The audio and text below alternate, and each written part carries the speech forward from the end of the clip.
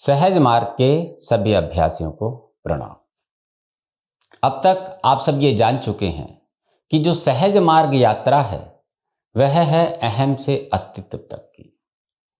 असल में जो हमारा वास्तविक अस्तित्व है वह कई आवरणों से ढका हुआ है, जिसको बाबूजी ने कहा है गिलाफ दर गिलाफ हमारा वास्तविक अस्तित्व आवरणों से ढका हुआ है। तो हम इसी को जानने का आज प्रयास करेंगे। तो संत कस्तूरी ने अपनी पुस्तक वह दिव्य छवि में हमें ये बताया है कि इन सभी आवरणों को मुख्यतः हम 3 भागों में बांट सकते हैं, जिसका पहला भाग है माइनस का, जो कि ठोस भाव है। दूसरा है आइनस का, जो कि सूक्ष्म भाव है। और तीसरा है यूनेस का, जो कि कारण की दशा का भाग है। तो इन सारे आवरणों को संत कस्तूरी ने 3 भागों में बांटा है। तो हम इसी को आज जानने का प्रयास कर रहे हैं। तो इसमें जो संत कस्तूरी बताती हैं कि जो हमारा वास्तविक अस्तित्व है, जो कि एक ईश्वर का अंश है, वह इन आवरणों के भीतर ढका हुआ है। और ये जो आवरण है इनको हम 3 भागों में बांट सकते हैं। और वह भाग क्या है? माइनस, आइनस और यूनेस। और जैसा कि आप जानते हैं कि हमारे जो 3 क्षेत्र हैं, हृदय क्षेत्र, हिरण्यगर्भ और ईश्वरीय प्रदेश, वह भी 3 ही क्षेत्र हैं। तो ये जो आवरण है, ये जो पहला आवरण है, ये है माइनस का, और ये है आइनस का, और ये है यूनेस का। जब हम इन आवरणों को हटा देते हैं तो हम अपने वास्तविक अस्तित्व, जो कि रियल आइडेंटिटी हमारी है, जब हम ईश्वर से अलग हुए थे तो जो हमारा अस्तित्व था वो वास्तविक रूप में था, लेकिन उस पर हमने कई अहम के आवरण चढ़ा लिए। तो ये जो अहम के आवरण है वो ये 3 है। और अगर हम सहज मार्ग पद्धति का नियमित रूप से अभ्यास करें और अपने आप को बाबूजी को समर्पित कर दें, तो धीरे धीरे ये तीनों आवरण जो हैं, जिनको हमने 3 हिस्से में बांटा है, माइनस, आइनस और यूनेस को, वो हट जाते हैं और आप अपने अस्तित्व में आ जाते हैं। इसीलिए कहा गया है कि जो सहज मार्ग यात्रा है वह है अहम से अस्तित्व तक की। तो ये जो जितने भी लेयर्स हैं, ये सब अहम की लेयर हैं। अब इसको हम थोड़ा बारीकी से समझने का प्रयास करते हैं। तो इसमें जो माइनस है वह सबसे बाहरी वृत्त है, और जो आइनस है वो दूसरे नंबर का वृत्त है, और जो अंतिम आवरण है वो है यूनेस का, वो सबसे भीतर का है। अब आपने कई बार सुना होगा, बाबूजी ने कहा है ईश्वर सबके भीतर है, पर हम ईश्वर के भीतर नहीं हैं। तो उसका क्या अर्थ है? अगर हम इस ठोस रूप से अपने सूक्ष्म रूप को पार करके जब कारण शरीर तक पहुंच जाते हैं तो हम अपने अस्तित्व तक आ जाते हैं, और ये जो हमारा अस्तित्व है ये ईश्वर का अंश है।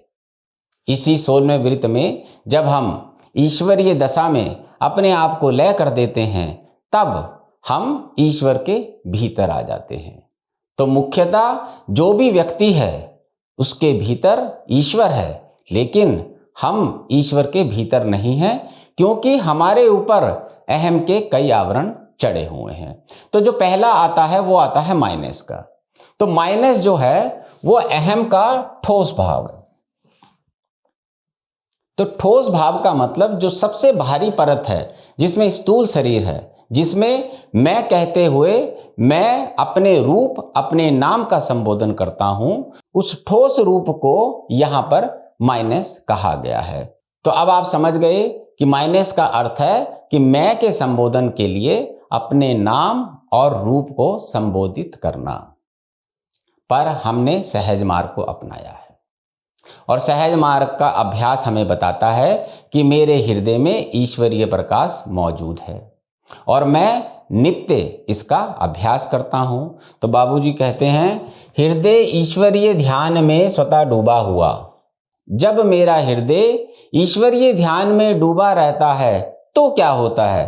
तो ये आवरण गलना शुरू हो जाते हैं। कौन से वाले? माइनस के।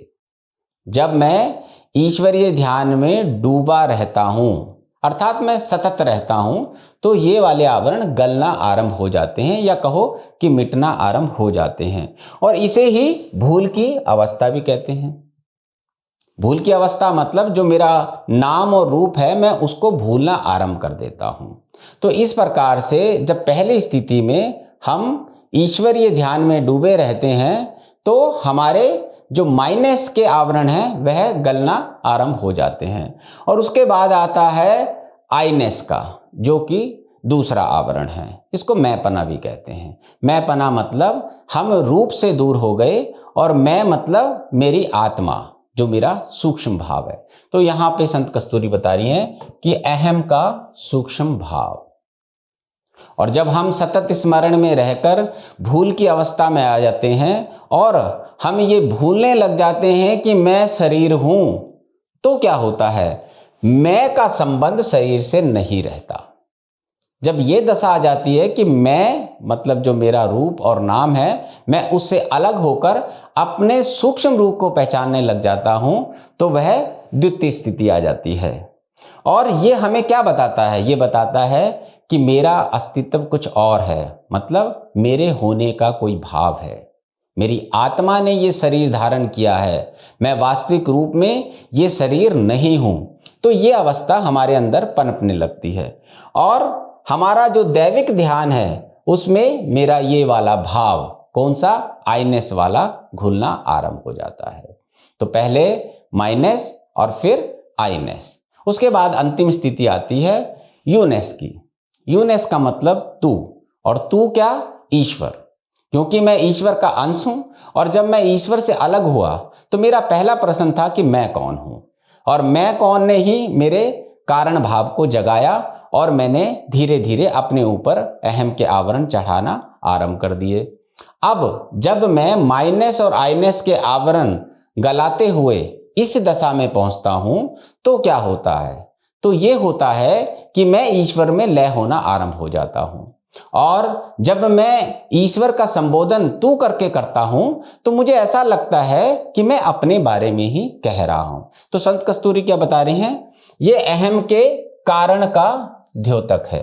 मतलब ये एक तरह का इंडिकेटर है हमारे कारण का, इस अहम के होने का। उसके बाद कहते हैं मालिक के ध्यान में लय होने पर, जब हम मालिक के सतत स्मरण में डूबे रहते हैं, अपने आप को पूर्ण समर्पित कर देते हैं, तो क्या होता है, तो जब मैं तू ईश्वर शब्द का प्रयोग करता हूं, तो मुझे ऐसा लगता है कि मैं अपना ही संबोधन कर रहा हूं, और तू का संबंध अपने से जुड़ा हुआ पाता हूं। तो यही वह ईश्वरीय दशा है जिसका संबोधन तू से किया है। तो अब आप यहां पे समझ गए हैं कि यह ईश्वरीय दशा जो है ये ईश्वरीय क्षेत्र है।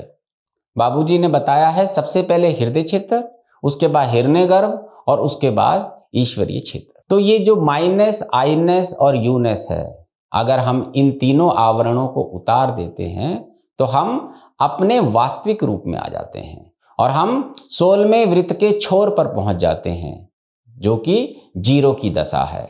और उसके उपरांत बाबूजी हमें वहां से निकालकर सत्य पद पर बिठा देते हैं।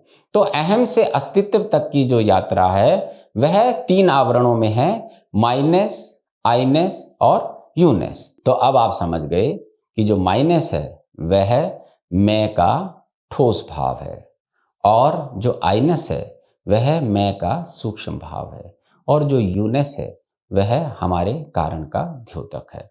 तो जब ये तीनों आवरण सहज मार्ग पद्धति का अभ्यास करते करते गलना आरंभ हो जाते हैं, तो हम धीरे धीरे प्रगति करते हैं, और एक दिन हम अपने वास्तविक अस्तित्व तक पहुंच जाते हैं, जो कि हमारा अध्यात्म का लक्ष्य भी है।